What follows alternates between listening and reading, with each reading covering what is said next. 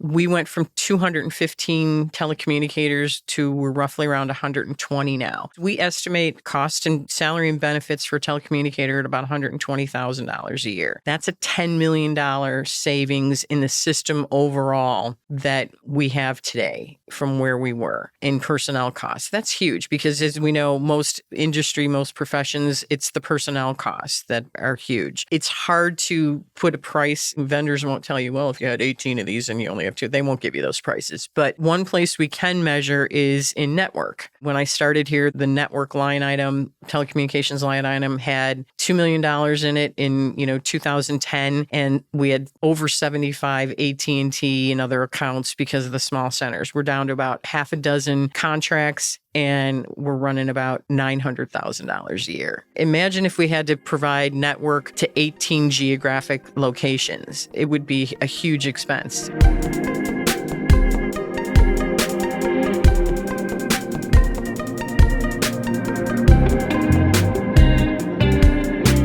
Welcome back, everybody, to the Safety Gap Podcast. Karen and I are excited to be here today with Linda Zerwin. Linda's the Executive Director of the DuPage ETSB.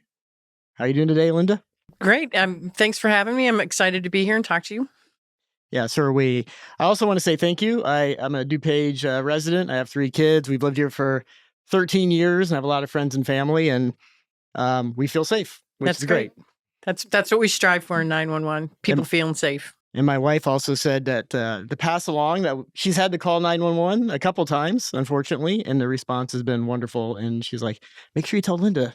Thank you. So we have world-class telecommunicators here in both of our centers. We're very proud of all the work we can accomplish. So thank you. I will make sure they know that. Yeah. It's also neat to see, like, when you're walking up to your doors, you have the signs that say heroes work here, and to recognize them every day as they're coming in. That's pretty special. Yeah. I mean, if later on we'll walk through the building and they have a wall. We share a building with DuPage Public Safety Communications that's celebrating their 50th anniversary, actually. And it is neat because they have a wall of life, and there's over 50 life saves, baby deliveries by telecommunicators. So yeah, they really are heroes. That's wonderful. It's a beautiful facility too, for anyone who can get here and check it out. Sure, we'll talk more about that when we talk about Consolidation and how it got to be a big, beautiful building. So maybe, if you don't mind, starting with what is an ETSB? I feel like this is kind of a Illinois thing, and for those out there who may not be familiar with it. They probably call it something in other states, but emergency telephone system boards in the state of Illinois were required when there was only wireline and then wireless to receive the surcharge. So if you live in the state of Illinois, on the bottom of your phone bill, it says $1.50 per device per month. That's us. So thank you. So thank you for your contributions.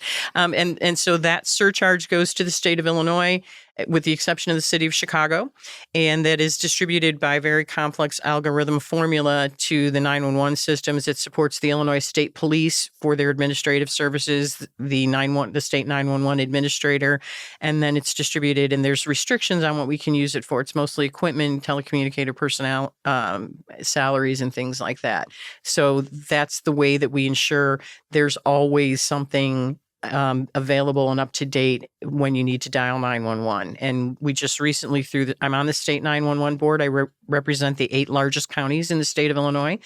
And so we just recently we're close to, I think we have 2 more 911 systems to come on a statewide 911 next generation EZNet. And so we're getting away from the old copper and updating. So you might have a cell phone that is less than 3 years old, but you're running it off of a 60-year-old copper system. And so we're updating that to make us more efficient. And that also allows for redundancy, a better seamless redundancy. If something catastrophic were to happen to any center in the state of Illinois, it would be much easier now to reroute those calls.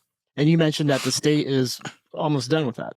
Yes, I think they have 2 or 3 more 911 centers to get on, which means probably by the end of the year or by the middle of next year, everybody will have availability to text to 911 as well. We have that now in DuPage County, so we're excited about that. One more way to not only help people if they're not able to talk, but it's a huge benefit to our hearing impaired, although we've had Rapid SOS ability to chat. This is now the more official statewide text to 911. Yeah. Well, I've talked about this with my kids who are young, and like they text everybody. So I think naturally for them, texting 911 is going to be natural for them. We actually just recorded another podcast, and people can't always pick up the phone and dial 911, and so it's great. Call if you can, text if you can't. So having that ability, especially here for likely some time for folks that really can't make that phone call, maybe it's an unsafe situation for them. Exactly. That's exactly right. It's just a way to keep people, give them one more way to communicate with us to help them feel safe or keep them in a secure location without letting people a dangerous situation know where they're at. So maybe we take a step back and talk a little bit about yourself. So you started your career in law enforcement. How do you get to become the executive director of an ETSB? You don't read the job description well enough. So I did some other things before I became a police officer. I was a legal assistant and things. And then I took the job in Roselle, and I was there for almost 25 years. And a friend of mine said, "Oh, you should apply for this job." Actually, there were a couple of chiefs who recommended that I look at this. I was at the end of my career there, and so I did, and it was kind of neat because it's a lot of all the things that I've put together over the years. So I've been here 16 years, and it's been an interesting experience. I always tell people I traded one police chief for 62 police and fire chiefs, and I don't know what I was thinking, but it's been a very interesting experience to see, even within DuPage County, how diverse the community needs are, and how do you meet that and provide 911 and keep things operational and cost effective. So when you took over, this is about the time we had to go through the consolidation, which I'd love you to talk a little bit more about what that is or was, and kind of why behind it. Well, so yes and no. I started here in around 2009, and the chair at the time, Dan Cronin, had something called the ACT initiative. So it was accountability, consolidation, and transparency. And he had been in the General Assembly and was very big on reduction of government. And Illinois has one of the most government bodies, taxing bodies in the country, or maybe the most. And so he was really big on reducing that. And we had originally 22 dispatch centers, 911 centers, PSAPs, public safety answering points. Now they're calling them EOCs, whatever. So we had originally 22. When I started here, there were 18. And we started consolidation. Really, the driving force was the recession. And mayors and managers, village managers saying, how do I reduce costs? And so we, as an ETS board, looked at policy. How could we help? So I'm very big on policy and public policy. It took drive with general legislation. So we started consolidating and helping them finance that move. DuCom has a reserve contribution, so we wrote the policy that allowed us to contribute to that. And overall, that part of the consolidation took us about $5.9 million over 10 years to help agencies get where they're going. And we're fortunate enough that we manage our money well. The county treasurer does great with our investments and our surcharge, so we've done that very well. And so it started that way, and I originally thought everything was going to become DuCom, and then Addison decided to grow. And over time, we had surges of smaller centers. Most of our centers were police departments with 2 or 3 telecommunicators, dispatchers in them. And so getting that into a larger consolidated system was interesting. We started really with the radio system because the police chiefs had, and even fire, but police had been on several mutual aid incidents where they couldn't communicate well because we had, a half a dozen different radio systems plus or minus in the county. So we went on the Starcom system with Illinois because it was the most cost-effective way for us to do it. We couldn't have afforded the infrastructure. So we did that. That was the first consolidation or unification, and because it made moving people into the larger centers easier because we were already on one system.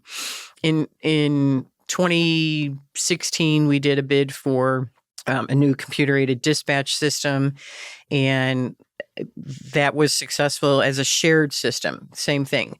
We also, the building you're in right now was the DuPage County youth home, youth services. And the county had contracted with Kane County when they built their regional facility to move our youth detention to Kane County. So this building was very underutilized.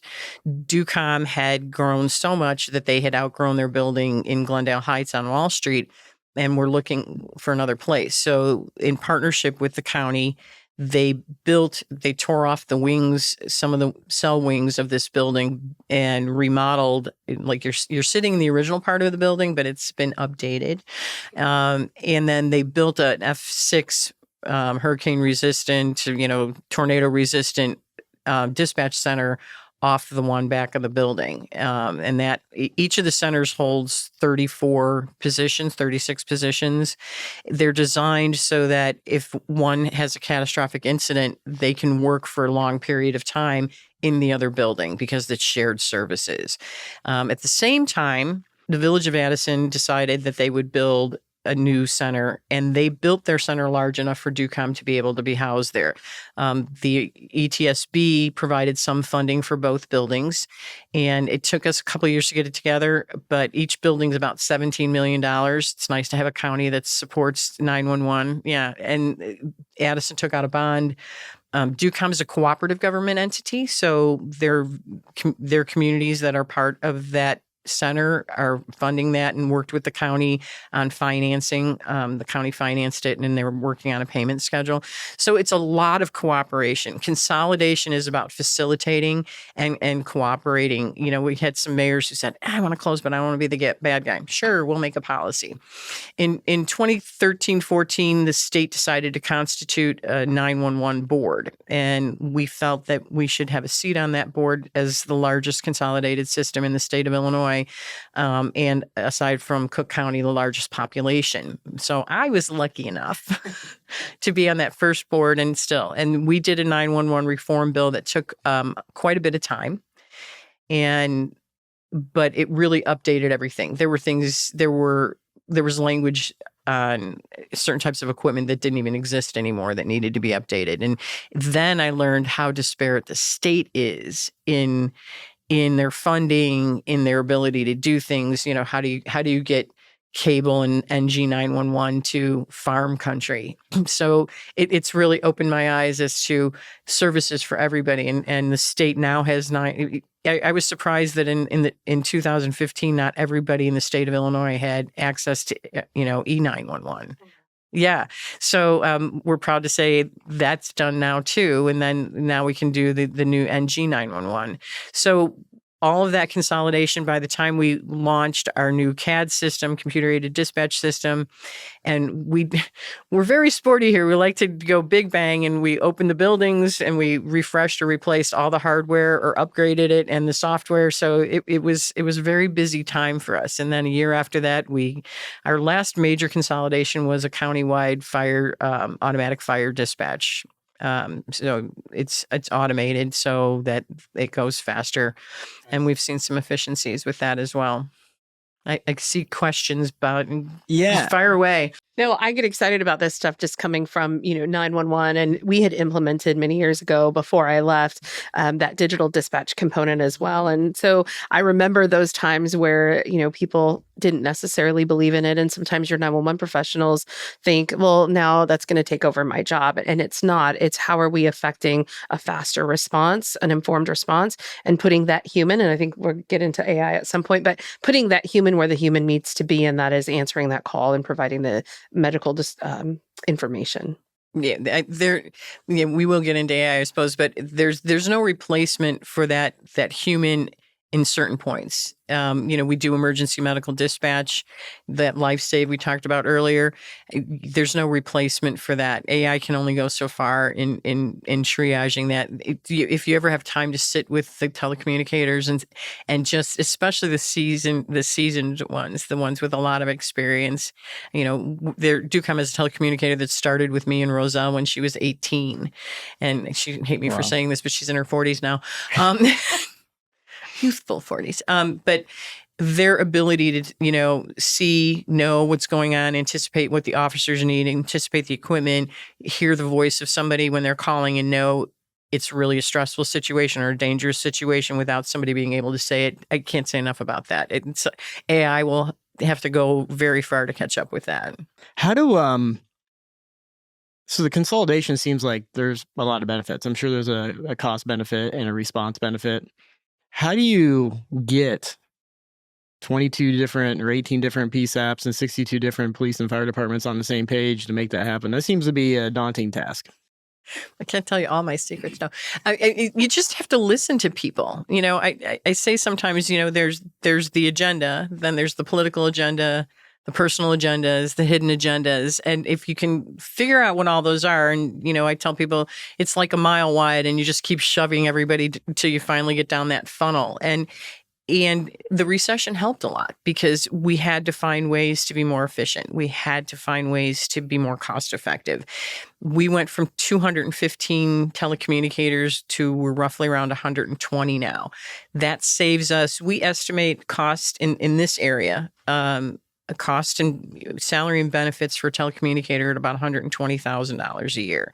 That's a $10 million savings in the system overall that we have today from where we were in personnel costs. That's huge because, as we know, most industry, most professions, it's the personnel costs that are huge. It's hard to put a price. Vendors won't tell you, well, if you had 18 of these and you only have 2, they won't give you those prices. But one place we can measure is in network. When I started here, the network line item, telecommunications line item had $2 million in it in 2010, and we had over 75 AT&T and other accounts because of the small centers. We're down to about a half a dozen contracts, and we're running about $900,000 a year. Imagine if we had to provide network to 18 geographic locations. It would be a huge expense. And today in Illinois, your $1.50 doesn't cover all the costs. That's about, for DuPage County, roughly $13 to $14 million a year in surcharge. This is a $25 million a year operation between the two centers and the ETSB. The ETSB has 9 employees that take care of all of this system. They're super efficient, and four technical people. And we have deputy directors, so they facilitate. We do a lot of facilitation. The state statute says that the ETS board has the ability to design and implement the system. Here, we do that through focus groups. We have a technical focus group. We have a computer-aided dispatch, a CAD focus group, which is really all the systems. There's a fire standardization for the automated dispatch, which is all fire chiefs, but staff from the PSAPs and from the ETSB sit in those meetings to say, yes, can do that. No, we can't. And so any change we make to the system, we all work together, what we're going to buy, how we're going to purchase. When we do, it's a group think, it's everything. If we procure something, it is a group think. There's always a core group of people that are recommended, depending on what it is. Fire station alerting will be probably the best way to show this. There was a core group that were the evaluators and that worked on the scope of work. And then when we did the demonstration days, every fire department was invited. You could have as many people as you wanted, but you got a clipboard for your agency, you filled it out, and then we averaged all those scores into 10% of the evaluation. And then when that core group went, it's always consensus based. It's not individual, Karen, Cassidy, Linda voting, because that creates dissension, because then there's a winner and a loser. So they sit in the room and they go through the bids and they say yes, no, and come to a consensus on what's best. And that's the first hurdle to getting people on the same page, is the buy-in, and then working through it. Do you find that it seems refreshing and a way to do it? Is this, maybe I'll ask both of you, is this common, or is this kind of an exception of how this is done in 911, maybe nationwide? I really don't know. It's worked here. And, some of the language for our consolidation policies were actually part of the state statute now. So we do get, every time I do a reference for any of our vendors, I always get calls afterwards saying, can you tell us more about how you did consolidation? Do you have any, we're like, sure, it's all public information. So here's the policies, here's how we did our intergovernmental agreements. And it's really being able to listen to what, I have a friend, Michael Neela, who was a commander in the Aurora Police Department, and we did justice work together for the Justice Department during the cops office era. And he used to say, you have to police the community as it is, not as you want it to be. And that's always resonated with me in the sense of you have to look at what the community needs and how do you get there. And that means listening to mayors and managers. It means listening to the community. It means, maximizing that budget. And it's not, I'm not going to tell you it was all rosy and everybody was like, yay, because it wasn't. It was sporty sometimes. There were hours and hours of meetings coming to, what order should things be dispatched in? What's important? How do you reduce the coding, the statuses and clean all that up? So it was, it took us 10 years to get down to 2 centers. So it wasn't by any means, overnight. We weren't, I used to say we're not an overnight sensational. We're sensational now, but wasn't an overnight sensation. You mean you had to work towards it? Come on. I sometimes wish there was a magic button, but to kind of answer your question, that doesn't really happen everywhere across the country. You go to other areas where sometimes it's just a struggle to work with your partner agencies to do things in a consolidated way or in a unified way. And so there are some agencies who are unfortunately having to do a process for one department and do a different one for the same discipline. So 2 fire departments have different policies, different rules. And these poor telecommunicators are sitting in the middle of having to remember, well, I'm dispatching on this channel this day, and this is what I do for them, but I'm dispatching this channel the next day, and this is what I have to do for them. So I do really appreciate the approach you took. And you're right, listening really can take you very far to getting people to kind of come to the middle. When we brought the fire chiefs together, we said, okay, here's all the things you say you're unhappy with. We can get rid of 90% of that, but you have to pick one way. I don't care which way you pick, but it's got to be one way. And they move toward that. So a lot of times, whether it's a politician or a chief, it's getting them to see that benefit of here's the goal that person or that body or that organization has, and how do you move together to accomplish that? DuCom had a goal of one of our biggest challenges was finding a way that if they had a catastrophic event, that in the past their calls would go to 6 or 7 different dispatch centers because of their size, and they didn't have the right communication. They weren't on our radio channels. So it's just going to be some money. However, we're going to make that goal.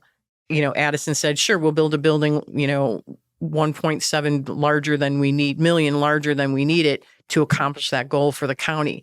And I grew up in Cook County. My dad was a Chicago cop, and I really enjoy being in DuPage because I feel like you really, as a senior staff member, can make a difference. And it's partnering with your senior staff members, our county chief information officer, finance officer, to say, hey, how do we do that? Even the state's attorney's office with intergovernmental agreements, and I have great ideas. And they're like, well, yeah, okay, but we can do it this way.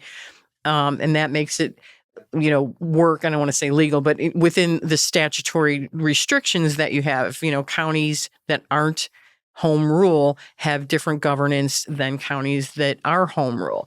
And that's a key point too, is people understanding what the limitations are. There's a lot of people who, like I have great ideas too, but it's like I'm limited by statute and how do we get there? And sometimes it's like stone soup. You start with something and then people add to it, and pretty soon you have something really cool. You'd mentioned some of the benefits from a cost perspective.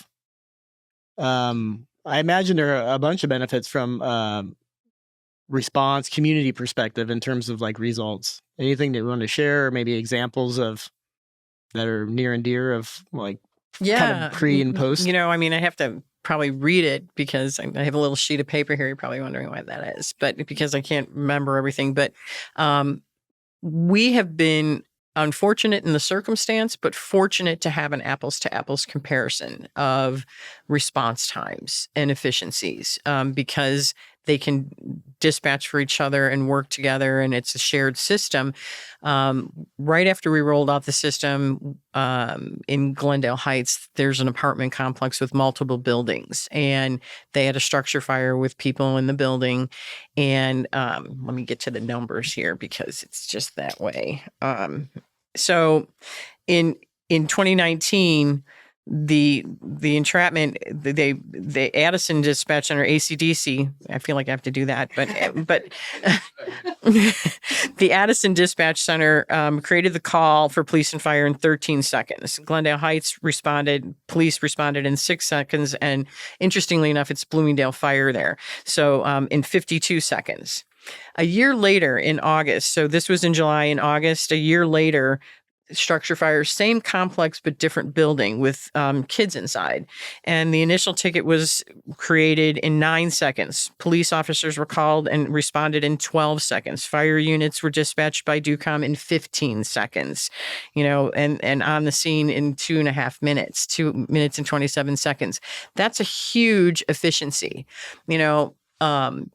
This CAD system was different than the one we had. And one of our directors at the time said, it's going to be hard. It's going to be different. We're going to stink at it, but we're going to get better. And this is how we get better. A year later, working together, they're that much more efficient to the community. And people were saved because of that and the ability to dispatch that. And not that I'd ever wanted structure fires, but it is a fortunate example of how, if you're doing things the right way, you can really be better for the community. Yeah, that's amazing. Yeah, it's a great story. That's a great story. What other benefits come from this consolidation aspects? I'm curious because this seems like something that everyone should do. I hate to say that, but like you drove cost efficiency. You've got better results. And I'm just curious, is there any other benefits around this that you're maybe even qualitative? Yeah, I think from an efficiency standpoint, you get it spills over into other areas. You see the benefit. I'll go to the state level first. The 911 board, there had been other boards like this, but it was one of the first ones where they put General Assembly members on. So in a year, the state statute sunsets every couple of years. That's the check and balance to see, are we doing things? There was a report, I can think of the name of the company in a minute, but there was a consulting firm that gave us direction that the General Assembly gave us things we had to accomplish. And it took us, that 911 in every part of the state, those kind of things. So that check and balance of every couple of years, that constant review has now seen that type of board who works together in other areas. There's that becomes a model. I think you get people, we do cost sharing. We do, when we bid a contract, it's, can we, for the computer aided dispatch, can we, the agency said, because we have huge buying power with 62 police and fire agencies. So can we do a bid for mobile computers? They buy, we front it. And it's a greater efficiency. It's looking at, in the state, a large system like ours vendors will be like, oh yeah, we want to work with you. What we're trying now at the state level is how do we get those state contracts for customer premise equipment, the call handling equipment? Because then if we have grants, we can set a baseline. If it's generally $50,000, if you want the Cadillac, you pay over that, but it helps get more money to those smaller systems. So I think it translates into, knowledge transference, taking that same concept into other aspects of government. And could we do this in other places? The other thing I picked up in kind of what you were saying as well is you have the ability now, it feels like, to continue to invest in public safety, maybe with 22 different agencies or 18 different agencies and it being fragmented. my hunch, if I look around the country, it's harder for these independent agencies to continue to invest in CAD, call handling, technology, training, et cetera. Do you find that this has created, maybe to your point, leverage, and that because you're consolidated, allows you to be more on the forefront of best practices, policies, et cetera, et cetera? Well, I think, sure, vendors want to be you. We do a lot of beta testing for vendors. It's scary sometimes being on the bleeding edge of something, but we have a full blown test side, so we're less scary about it. But I think that's part of it. And what holds people up is, one of the struggles we had here was front counter. So, or what we call front counter. So I'll use Roselle, where I came from, as an example. Our communication center was in the lobby. So when you came through the front door, those telecommunicators got up and said, "How can I help you? Here's your report that you're picking up. Who are you here to see?" That kind of stuff. That was a struggle because people like that. Either they consider it a hometown feel, or just it was a dual efficiency for that community because they were doing another job. So when you consolidate, you remove that and somebody still has to do that job. It took some of our communities a while to understand that their residents aren't really there after hours. So, you might be there to pick up a friend, but it's not typically, somebody coming in for service, for community service. So it's a mindset change too, of getting people across that finish line. Yeah, I started my career at a single person dispatch center. And so, coming from that small center where you're by yourself and you have, let's talk about a structure fire. We had an apartment complex go up in flames. That one person cannot manage that incident alone. And so you're leveraging your neighboring jurisdictions, but everybody that has a different call handling system, a different radio system. So the consolidation even of technology, but now the personnel, I think creates additional efficiency. And then as you were saying, you have the ability now to provide professional training and maybe mental health and wellness access where some of these communities maybe couldn't send people to a conference or to a training. And so you're able to kind of up-level your staff, I think, more flexibly because you're saving in all of these other areas. So I think this day and age, some of those onesie, twosie person centers really should be no more. Our emergencies are becoming a lot more complex. And I know sometimes that is a challenging, provocative statement for folks in the industry, but the emergencies are becoming more complex and what telecommunicators are asked to do more complex. We need to bring in and start to consolidate those workflows. And I even think that in the future, as we see real-time crime building, we're going to start seeing a merge of these two workflows as well in some cases. So where the surcharge allows. I mean, your point is well taken, though, because even in Roselle, it took my chief a long time to realize that was the core of everything we do. I said, I was lucky enough to be assigned that when I was promoted to sergeant. And then when I became deputy chief, it kind of followed me. And so I was like, everything that happens touches that room 3, 4, 5 times. The call, the officer handling it, the information they need, and its core. And I think to your point, it's super valid, Karen, that not only can't they physically handle all of that because there's so many things happening, but they get overlooked as an aspect of the department because it's a small portion of that police department budget. And we all know the first thing that gets cut in any budget is training.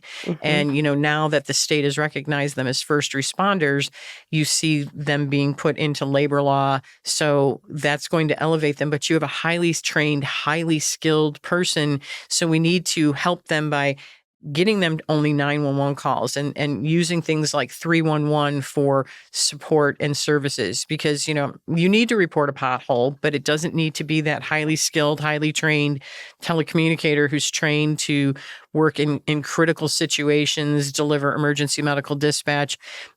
Let's find somebody who can maybe be a $70,000 a year employee in our world. And we realize that's high priced in some parts of the country. But, if we're saying it's 120, we could probably get somebody 70,000 to help you or use apps. I mean, this is a generation of people who, if they can just put it in an app, you're driving down County Farm Road. If you hit a pothole, you don't care if it's the county's road, Carroll Streams Road, Wheaton's Road. You just want somebody to fix that hole. And if we can fix that for you by just getting it to the right community or the right service, then you're taking those types of needs off of people who are really trained or should be just working on critical aspects of emergency and service and life-threatening situations. So yeah, I think your point is super important as to where we're going with telecommunicators. That's probably where AI comes in, right? If you can triage that call, and it's not important. Steve, amazing progress, consolidation, NG 911. When you think about 911 or public safety moving forward, what are the types of things that you feel are the next challenges or opportunities to tackle? Like what's kind of on the top of your mind at the moment? The things that challenge me or make me nervous are the aging out of technical employees. People who really can handle systems. You see a lot of plug and play today in younger technicians, and that this is a multi-million-dollar system, and when that tech comes in and plugs in something and it doesn't work, and he looks at me and goes, "Hey, I'm paying you to know that." Okay, you're not giving me a face I feel comfortable with right now. So that concerns me. The price of equipment, it concerns me. We're very fortunate here where we've done well, and we can continue to upgrade. Other places aren't that fortunate. The other thing that challenges us is there are 26 integrations that come off of our CAD system. That's just CAD. There's more integrations that come off of the police report writing system. The vision here in DuPage County from our state's attorney, Bob Berlin, was, from initiation of event to disposition of case, could we have a seamless system to share information? There's a cost to that. And every time we have a conference and the chiefs go to conferences and come back, and we tell them all the time, don't buy something until you talk to us, because there's you could buy a piece of software that does something really cool for your agency that's $10,000, but the interface to make that work is $20,000, and you need to know all your budgetary costs. So we struggle with that. And there's so much emerging technology, particularly with AI. It makes me nervous. You could get efficiencies from longer term contracts, but do I want a longer term contract today because of emerging technology? Do I want to be locked into something that's really cool today that 6 months or a year from now is going to be obsolete? And so how do you be efficient with the taxpayer money, the 911 surcharge? And, people watch TV in these 911 shows and they say, "Ooh, that's cool." But, or we hear, we're better now because of NG 911 and Rapid SOS and pinpointing the call location. But it's like, okay, if the pizza guy can tell where I am, how come 911 can't? But how do we do that how do we make those good choices? Yeah, a lot of things that you are talking about right now, we've been talking about internally, especially these contracts that are being presented to agencies at 10 years. Technology is moving so fast that you can't even fathom what that 10 year down the road is going to look like. And so we have to make plans for the future without really knowing where tech is going and trying to do our best. But, 10 years from today, 911 is going to be very different. And it's exciting. It's a little bit scary as well, I think, for those of us who've been sitting in the seat for so many years. And it's exciting to be kind of part of watching it grow and evolve. And well, one of the things we did in our CAD contract was when we were very close to signing, we still had 4 dispatch centers. And right when we inked the contract, we had one say, "Oh, we're going to close." And I was like, "Oh, okay." So one of the things we had done with that contract is we put an exchange clause in. And so basically, I always like to say simple blonde math. If the contract's it's gray now, but ash blonde. But if the contract is $1 million, you as a company are still going to get $1 million. I just want the ability to move it around a little bit, because we knew by the time we deployed the CAD system with these 26 integrations that things are going to change. The fire service did a really great job. We had over half a dozen different fire report writing systems. They did a great job of kind of moving everybody into a certain direction. That got eliminated. That eliminated some of the interfaces that we needed. And then we also, to your point, things come up that we didn't know we could have. And so we're like, oh, we have money for that now, So, I mean, it's, so I like to build in those kind of things where my partner vendor can still count on that money. I'm like saying, I don't want to reduce my contract because I know I'm going to spend it. We're just too big not to spend it on something that we didn't think about or that we need to move around. And that has worked very well for us. How do you plan for or think about kind of the emergence of safety technology in the community beyond that kind of sits on the periphery that may want to connect to 911? So I automatically think of schools because my kids are in school and there's a lot of tech going into schools and rightfully so concerns about that. But yet I think we have a 40 some school districts and a bunch of different 400 in DuPage County. Okay, 400, even worse. Holy cow. Yeah. And there were 16 in Roselle alone. in my hunch is they all kind of make their own decisions. I don't know. Maybe they do call you up and say, hey, we're looking to do something. How do we make the right decision? I'm just curious, We'd like them to. We haven't been as successful being in front of the salespeople on that one. Again, it's communication. So I was lucky enough.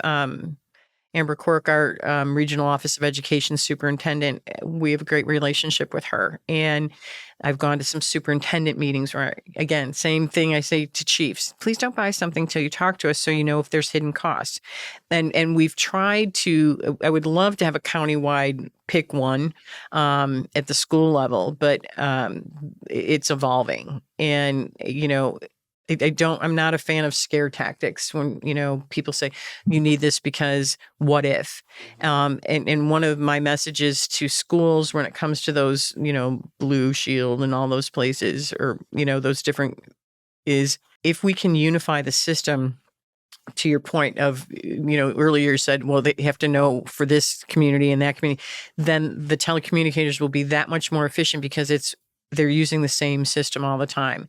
It made me nervous when we did automated fire dispatch. I go, this is going to be like a smartphone because all these things they have in their head, we can all still recite our childhood phone number, right? But now it's like a smartphone. The smarter you get, the dumber you are. The smarter your phone, the dumber you are because you don't have to remember that anymore.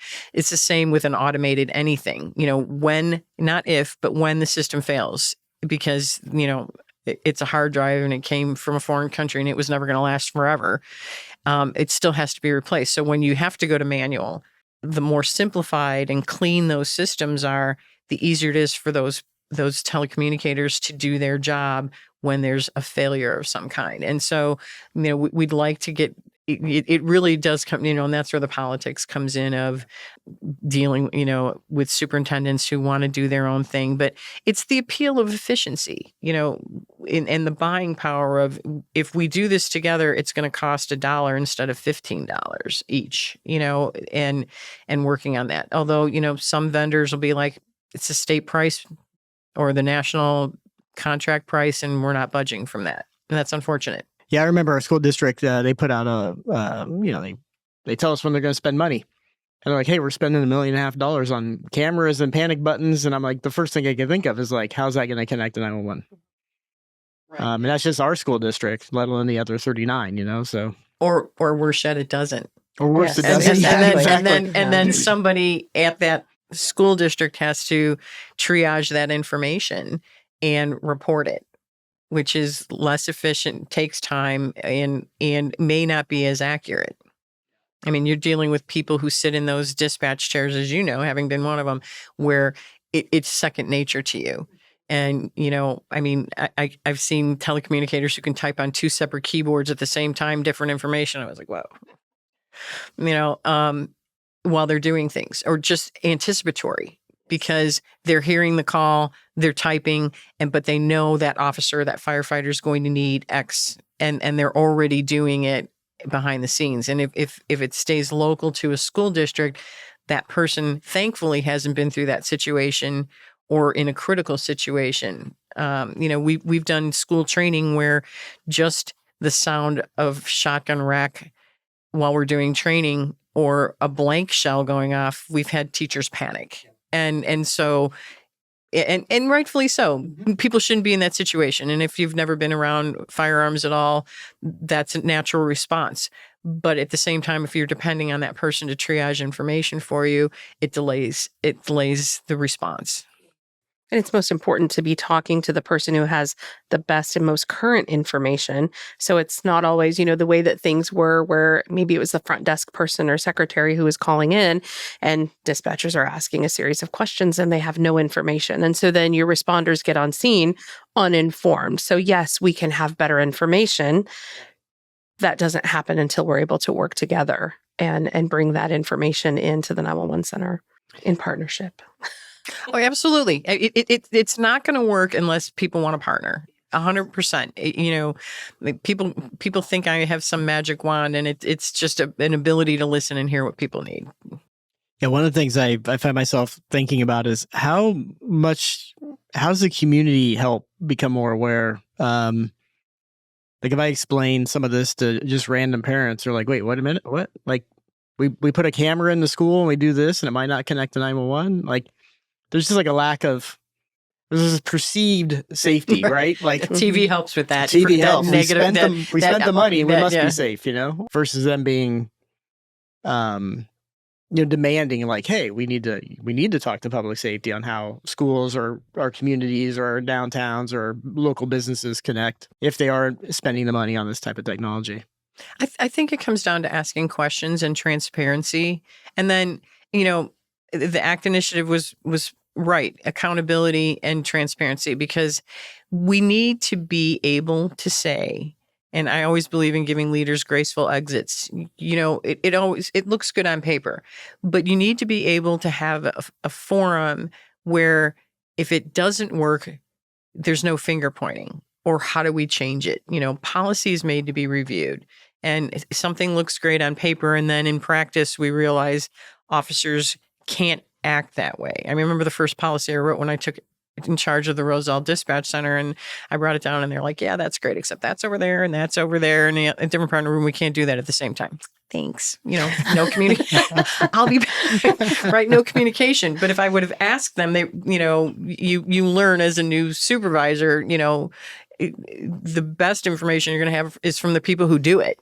And so, those are things that you learn over time, but you hope that people who are in elected positions or appointed positions like superintendents, depending on where you live, in schools, are not just saying, "I want the kids to be safe." They really believe it. If you haven't figured out, I am a true believer in all of that. It's public safety, and I want our first responders to have good communication.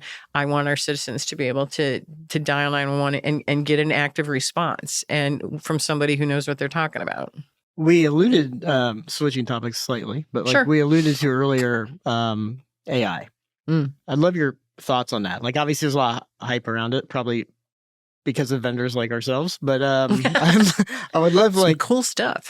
the practicality of where you feel like it could add benefit or should in the near term, versus maybe what's So, not to be a commercial, but one of the things I love about AI is the translation.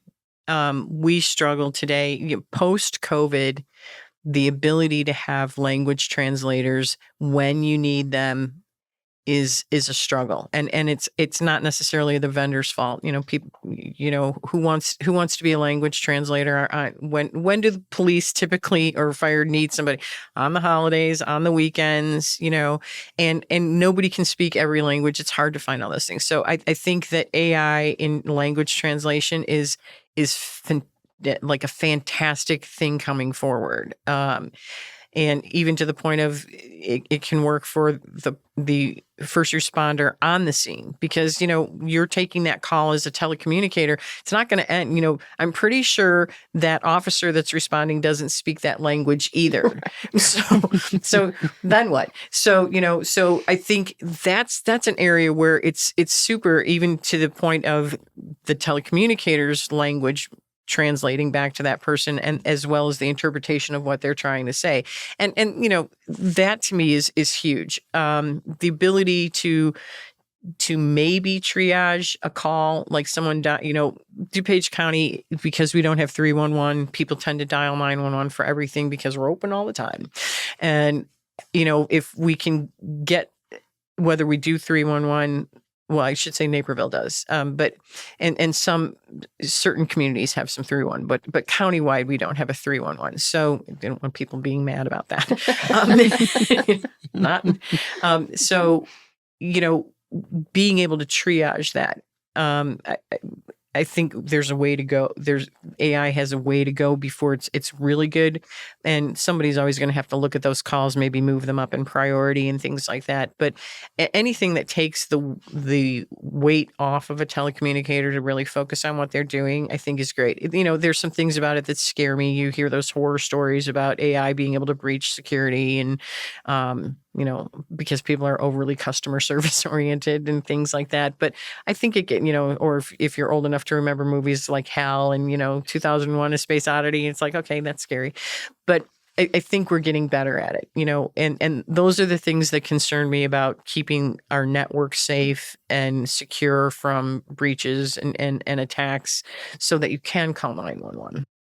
It's exciting stuff. I think about the translation piece of it. I was a dispatcher and I was bilingual, only Spanish, not all of the other languages. And, the telecommunicators would hear somebody in another language and say, Karen, line 25 is for you. And I pick it up and it was a robbery just occurred at a gas station. I have no idea what language this victim was speaking. Obviously panicked. She had just had a gun to her face. Wow. It took us to actually get an officer on scene, still with the language line services on the phone with us. It's about 15 minutes to finally identify this very specific dialect of Farsi. And so I just can't imagine the panic that people are in. And sometimes, depending on what their culture is, they may be afraid to call emergency services. So having that language translation readily available can help build trust in when they do need emergency services, that they can call and they're going to get the help that they need. And then, I don't know, I get a little bit excited about the transcription too, because sometimes you miss things, hearing or multitasking on the radio as well. Well, something we really haven't talked about is the end game of prosecution. There's emergency services and life and safety, but in the end, if you're a victim, if prosecution and justice is important to you, then transcription and consolidated centers tighten that up. Right. Because we're formalized. We work with the state's attorney's office, and things like that, so that when you're building a case, all the recordings are there. It's easier to pick things up. Translation into our state's attorney is looking at that translation because we have the Safety Act in Illinois. So it's a little bit tricky because officers can't review tapes and things before they write their reports. So there are certainly benefits to that in that ability to really see what happens. The downside is, frankly, a camera sees more than an officer does. It can see at night. The officer can't always see at night. It has a better resolution. It has a broader peripheral vision. So the accuracy of what technology can see or not see is versus what a person who's trained is going to see or think or do in those split-second decisions. That's the delicate balance of technology pushing a perspective that may or may not be accurate. Yeah, it's a really fine line between the technology helping the telecommunicator or the officer versus painting a picture that may not be the reality. Speaking of that, I'll be cognizant of time too, so ask only a few more questions. How does this impact the role, or does it, of the telecommunicator? It feels like the job's getting more technical, maybe? or not? I mean, do you see that evolving in terms of how you train and the profile of person you're looking for? So, it's interesting. One of my former board members who is in the ambulance industry said, you're trying to hire telecommunicators and this generation only knows how to type with their thumbs. They weren't learning the standard keyboard. So if you're in a system that is command line driven in a computer aided dispatch software, that click and drag ability is huge, because these are people who aren't typing with all their fingers. And so you have to find, modern CAD systems have to be able to be versatile and flexible enough for all different types of people to be successful, different types of learners, right? I actually recently was at the Wheaton's Lions Club to do an update on 911, and they had visually impaired young people. They sponsor a camp, and they had great questions. And they were like, do you think that 911 will ever be in a place where people who are visually impaired or restricted can be a 911 telecommunicator? And I was like, wow. I said, yeah, maybe. I said it's an interesting point of view. I said there's so many things that are changing, and it makes you think about it, right? There's a whole community out there of people who would love to be part of this, and so. But I think the training is different. It is. There's more state requirements. We're looking at state certification in Illinois for telecommunicators. There's large discussions about that. How do you bring in people who've been around for a long time? What should the standard be and things like that. But it's highly skilled. And I remember when I took over dispatch and my lieutenant was like, what are you giving a typing test for? And I thought, everything they do is keyboard driven. I don't understand the question. It's like, what? So, if you don't have basic keyboarding skills, when 18 different, it would be great if only one thing happened at a time, but that, Right. as not really the case. So if you're struggling to find the shift F11, it's going to be that much harder. And I was like, wow, okay. It's so that's 25 years ago, and we're so much farther ahead now. And how do you do it? Is it going to be voice controlled? Is it, and then the reliance of how do we marry that to when technology fails? Right. And still have to answer that phone call. Yep. Remember those orange cards, they always work. Yeah.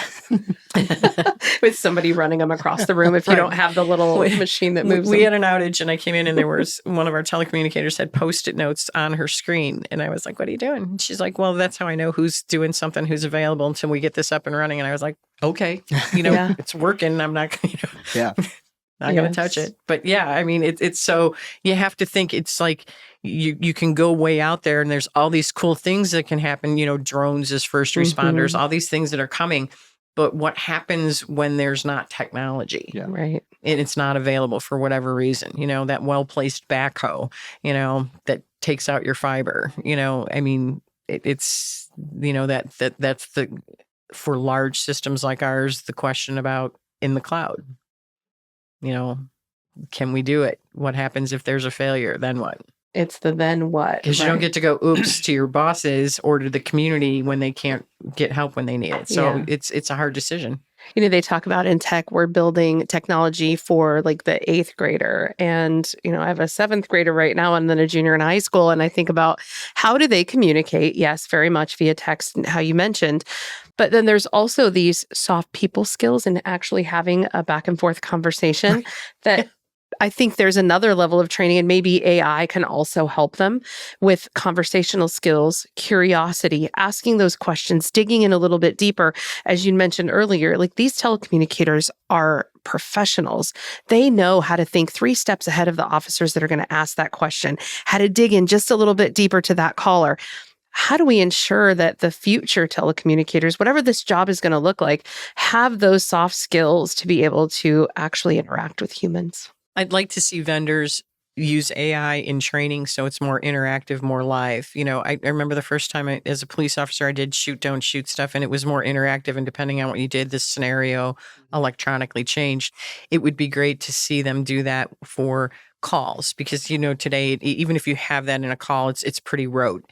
And so if you could make it interactive where the telecommunicator's saying the right things, doing the right things, and it moves around, because you really need that experience of somebody screaming on the phone, because the first time it happens, or recognizing that really calm person who's in the middle of a bank robbery, or how it works. I think AI can be super supportive in that training role, because it could be more flexible and responsive and giving people a real life feel before they're actually in the chair. Yeah, I think, I assume with AI, we'll be at a point where it'll observe this in a real call and then create the training automatically for those folks to get more comfortable with it if they struggled with it.